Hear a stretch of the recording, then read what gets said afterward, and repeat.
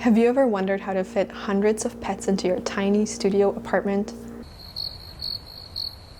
Yeah, neither have I. But if you wanted to, this sourdough starter contains roughly 2 trillion single-cell microorganisms. And the best part is you can make delicious food with it. I'm talking the best bread you've ever had, amazing pizza, warm, squishy sourdough donuts, and so much more. And it's easy, I promise. I know working with sourdough can seem complicated and time-consuming, but it really isn't. Once you know what you're doing, it's actually quite simple. And I'm going to show you how to make those delicious things I just mentioned. So subscribe to my channel if you're interested. I'm really excited to be sharing some of these recipes with you in the future because I think they're really going to improve your quality of life. And who doesn't want that? To make your sourdough starter, all you need is flour and water. I recommend using all-purpose flour for your starter because that makes it more versatile. That way you can use your starter to make things like bread and pizza, but also pancakes and waffles, and you're not going to have that texture of whole wheat or rye, or the flavor of whole wheat and rye, where you might not want it. You need a clean jar, 50 grams of flour and 50 grams of water. Tap water is fine. You also need a kitchen scale. If you don't have one, go buy one. They're very inexpensive. We're going to combine the flour and the water into a thick paste. Then loosely cover your jar. You don't want it to be airtight because your starter needs air to breathe. And then you just have to let it rest at room temperature for 24 hours. If you can find a warm spot in your house, that would be ideal. The yeast we're growing thrives in warm temperatures, so between 30 and 35 degrees Celsius. But anywhere in your house that isn't exceptionally cold should be fine. I just leave it out on my kitchen counter. It's day 2 today, and here's what our starter looks like. It honestly doesn't look very different from yesterday, and that's perfectly fine. So it's still a thick paste. Let me open the lid for you. Here's what it looks like on the inside. As for the smell, it just smells like flour and water. It really doesn't smell like anything different. So today you don't need to do anything to your starter. Just check on it and marvel at this miracle of nature. There's bubbles all over, and it looks very different from yesterday. So there's bubbles on the bottom. You can see bubbles on the sides and even bubbles on the top. It has spread out a bit more too. And it still smells like flour and water. Today we're going to feed our starter since it's very obviously alive. Let's weigh our jar first. We know we added 50 grams of water and 50 grams of flour to it, so we'll subtract that weight to know how much our jar weighs. This information will be coming in handy in the future as you start using your starter, so note it down somewhere. Now let's feed our starter. We're going to follow the 1-to-1-to-1 rule, which is the standard way of feeding your starter. Because your starter weighs 100 grams, we're going to feed it with 100 grams of water and 100 grams of flour.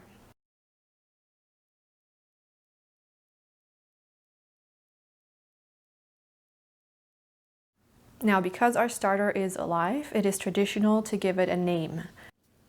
I'm going to call it Dopra, because Oprah makes a lot of dough, and so will this starter. And now we let it sit for another 24 hours. It's day 4, and we've got a very bubbly Dopra over here. She looks like she's ready to make some dough, but I think she needs more time. It typically takes at least a week to get a strong starter that is ready to be used in baking. So even though we see bubbles throughout, the starter is probably not strong enough yet. From this point forward, we're going to do a regular feeding each day. We have 200 grams of starter in this jar. We're going to discard half of that and feed it with 100 grams of flour and 100 grams of water. Then let it rest again for 24 hours. Now you might ask, how do we know when it's ready?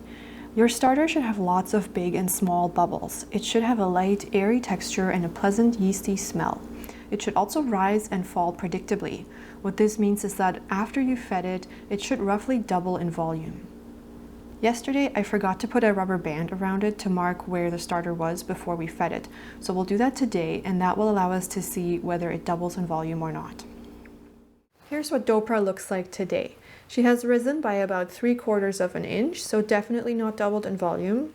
which confirms my suspicions that she isn't ready yet. But there are lots of bubbles. The bubbles are the most exciting thing happening in this jar. Well, and in my life.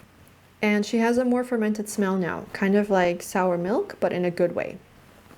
Now you might ask, how do you know she hasn't doubled in volume and then gone back down overnight without you seeing it?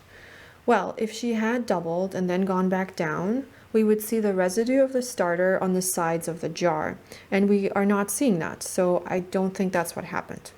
But this is actually a good point, so thanks for raising it, imaginary viewers. Today, I'm going to feed her in the evening so that I can make sure I don't miss any doubling in volume that might be occurring.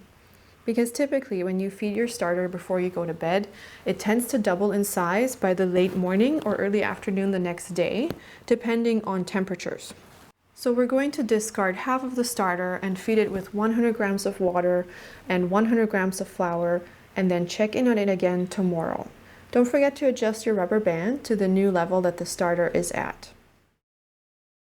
Hello, it's day 6 and Dobra looks exactly the same as on day 5. She rose by about 3/4 of an inch and there's no sign of doubling. I discarded all but 100 grams again and fed her with 100 grams of water and 100 grams of flour. Creating a starter from scratch typically takes between 7 and 14 days, so we're still right on schedule and she is behaving the way we would expect.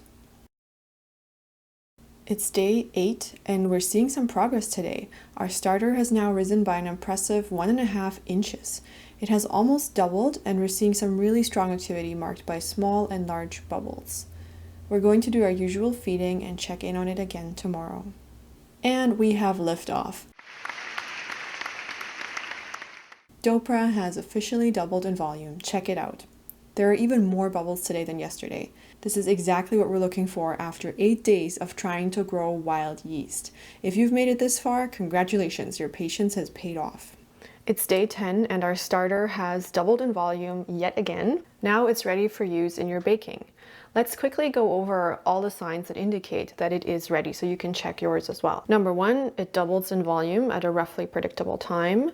I've been feeding my starter in the evenings for the last 2 days, and both times it doubled in volume the next morning, so that would be predictable. Number 2, it has lots of big and small bubbles. Number 3, it has a light and airy texture. And number 4 is that it has a pleasant yeasty smell. This one smells really nice. It no longer smells like wet flour, nor does it smell like yogurt anymore. It just smells like yeast. And then a final test I have for you that allows you to check if your starter is ready or not is the float test. And this means you take a little bit of your starter and put it in a bowl of water, and if it floats, that means it's ready for use. Now I want to show you a really tasty, easy recipe you can do with your starter right away. It only takes about 10 minutes and it makes a great breakfast, snack, or side dish. It's a savory pancake. You can make it using your discard, but make sure that it is active. So what I mean is you want to catch your starter as it's on its way up or at the point where it has doubled in volume. If it has already started to deflate, then your pancake just won't have that nice airy texture. It'll be more gummy. It'll still taste good, but personally I prefer an airy texture, so make sure you use your starter while it's active. You can put a lot of different toppings on your pancake. My favorite is feta and spinach, but unfortunately I ate all our spinach yesterday, so today I will be using green onion and feta, which is also delicious. Some other toppings you might want to try are sesame, red chili flakes, onions, and really whatever else you like. Start by pouring a little bit of olive oil into your pan and spreading it around. Heat it up over medium heat and drop your starter in. You can make as many pancakes as you like. I'm just making one to demonstrate. Then top it with your toppings of choice, so in my case, feta and green onions. Let it cook for a few minutes until you notice the edges solidifying. Then flip it and enjoy the satisfying sizzle.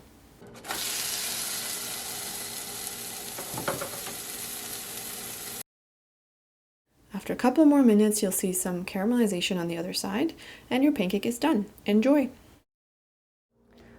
So I've cut the pancake into quarters, and it's very fluffy. Here's what the texture looks like. And it smells amazing. The feta and green onion have browned, and you can just smell the aroma throughout the kitchen.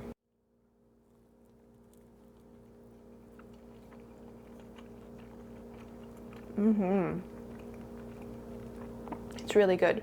It has a nice tang to it. You can really taste the sourness of the sourdough, but it's not overwhelming.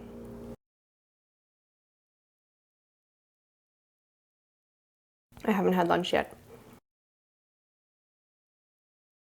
Now go and make your own sourdough starter. And if you have any questions or run into any issues, let me know in the comments below and I'll do my best to help you out.